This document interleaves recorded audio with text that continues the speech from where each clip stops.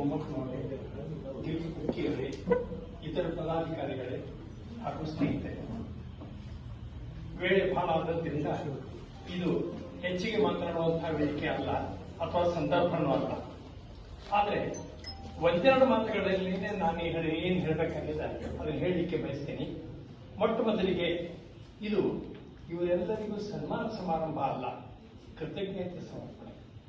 ಅಂದ್ರೆ ಕೃತಜ್ಞತೆ ಯಾಕಂತಂದ್ರೆ ನಮ್ಮ ಸಂಸ್ಥೆಗೆ ಅವರಿಂದ ಕೊಟ್ಟು ಬಂದಂತಹ ಸಹಕಾರವನ್ನ ನೆನಪಿಸಲಿಕ್ಕೆ ಅಂತ ಈ ಕಾರ್ಯಕ್ರಮ ಮಾಡಿವೆ ವಿನಃ ಅವರಿಗೆ ಸನ್ಮಾನ ಅಂತ ಅನ್ನುವಂತಹ ವಿಷಯದೊಳಗೆ ನಾವಿದು ಮಾಡಿಲ್ಲ. ಇವತ್ತು ಅನೇಕ ವಿದ್ಯಾರ್ಥಿಗಳು ಉತ್ತಮ ಅಂಕಗಳನ್ನು ಪಡೆದು ನಮ್ಮಲ್ಲಿ ಪ್ರವೇಶವನ್ನು ಪಡೆದಿರ್ತದೆ. ಅವರಿಗೆ ಸಾಧ್ಯ ಆದಷ್ಟು ಹೆಚ್ಚಿನ ಮೌಲ್ಯಾಧಾರಿತ ಶಿಕ್ಷಣವನ್ನು ಕೊಡಲಿಕ್ಕೆ ನಾವು ಪ್ರಯತ್ನ ಮಾಡಲಿಕ್ಕಿದ್ದೇವೆ. ಆದರೆ ಈ ಸಂದರ್ಭದೊಳಗೆ ಒಂದು ವಿಷಯವನ್ನ ಎಲ್ಲರಿಗೂ ಹೇಳಲಿಕ್ಕೆ ನಾನು ಪ್ರಯತ್ನ ಮಾಡ್ತೀನಿ.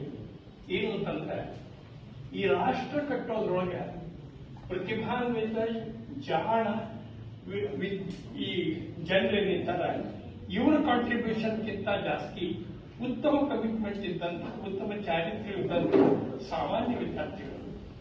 ಆದ್ರಿಂದ ಯಾವುದೇ ಶಿಕ್ಷಣ ಸಂಸ್ಥೆ ಜಾಣರಲ್ಲದೇನೆ, ಜಾಣರಿಗಂತೂ ಕೊಡುವಷ್ಟು ಮಹತ್ವ ಪಡೆಯಬೇಕು, ಇಲ್ಲ ಅಂತ ಅನ್ನೋದಿಲ್ಲ.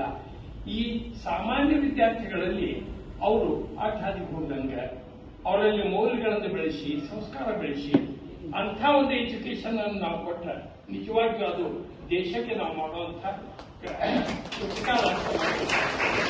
ಆದ್ದರಿಂದ ನಾನು ಪಾಲಕರಲ್ಲಿ ಒಂದು ವಿನಂತಿ ಮಾಡಿಕೊಳ್ಳೋದೇನು ಅಂತಂದ್ರೆ, ವಿದ್ಯಾರ್ಥಿಗಳು ಒಳ್ಳೆಯ ಪರಿಶ್ರಮದಿಂದ ರಿಸಲ್ಟ್ ತರಲಿ ಅಂತ ಹೇಳಿ ನಾನು ಪ್ರಾರ್ಥಿಸ್ತೇನೆ, ನೀವು ಪ್ರಾರ್ಥಿಸ್ರಿ. ಆದ್ರೆ ಒಂದು ವೇಳೆ ಯಾವುದಾದ್ರೂ ಕಾರಣದಿಂದ ಆ ರಿಸಲ್ಟ್ ಬರದಿದ್ರೆ ಆ ಸೋಲನ್ನ ಗೌರವಾನ್ವಿತವಾಗಿ ಸ್ವೀಕರಿಸುವಂತಹ ಮನೋಭಾವವನ್ನು ಕೂಡ ನಾವು ವಿದ್ಯಾರ್ಥಿಗಳಿಗೆ ಬೆಳೆಸಲಿಕ್ಕೆ ಬೇಕು.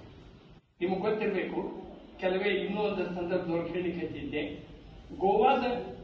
ಗೋವಾದೊಳಗೆ ಒಂದು ಬಿಟ್ಸ್ ಪಿಲಾನಿ ಒಂದು ಇನ್ಸ್ಟಿಟ್ಯೂಟ್ ಇದೆ. ಅದರೊಳಗೆ 3 ಜನ ಕೆಲವೇ ದಿವಸಗಳ ಹಿಂದೆ ಆತ್ಮಹತ್ಯೆ ಮಾಡಿಕೊಂಡ. ಬಿಟ್ಸ್ ಪಿಲಾನಿ ಒಳಗೆ ಒಂದು ಅವಕಾಶ ಸಿಕ್ಕದಂತಂದ್ರೆ ಅದೊಂದು ಗ್ರೇಟೆಸ್ಟ್ ಅಚೀವ್ಮೆಂಟ್ ಅಂತ ತಿಳ್ಕೊತಿರ್ತಾರೆ. ಅಂಥದ್ರೊಳಗೆ ಈ ರೀತಿಯಾಗಿದೆ. ಕೋಟಾದೊಳಗೆ ಹೋದ ವರ್ಷ 44 ಜನ ಆತ್ಮಹತ್ಯೆ ಮಾಡಿಕೊಂಡ. ಇವೆಲ್ಲ ನಮ್ಮ ಮನಸ್ಸಿಗೆ ಅಂದ್ರೆ ಇದು ಒಂದು ರಾಷ್ಟ್ರದ ಸಂಪತ್ತಿರದ ಅದನ್ನ ನಾವು ಕಳ್ಕೊಳ್ಳಿಕ್ಕಿರ್ತೀವಿ.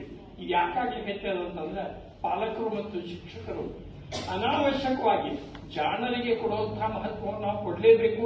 ಇದ್ರ ಬಗ್ಗೆ ಮಾತೇ ಇಲ್ಲ. ಆದ್ರೆ ಸಾಮಾನ್ಯರಲ್ಲಿ ಕೂಡ ನಿಮ್ಮಿಂದ ಸಾಧನೆಯನ್ನು ಮಾಡಲಿಕ್ಕೆ ಆಗ್ತದೆ ಅನ್ನುವಂತಹ ಒಂದು ಭಾವನೆಯನ್ನು ಬಿದ್ದಿದ್ರೆ ಅದು ರಾಷ್ಟ್ರಕ್ಕೆ ಹೆಚ್ಚು ಉಪಯೋಗ ಅಂತ ತಿಳಿಸಿ ನನಗೆ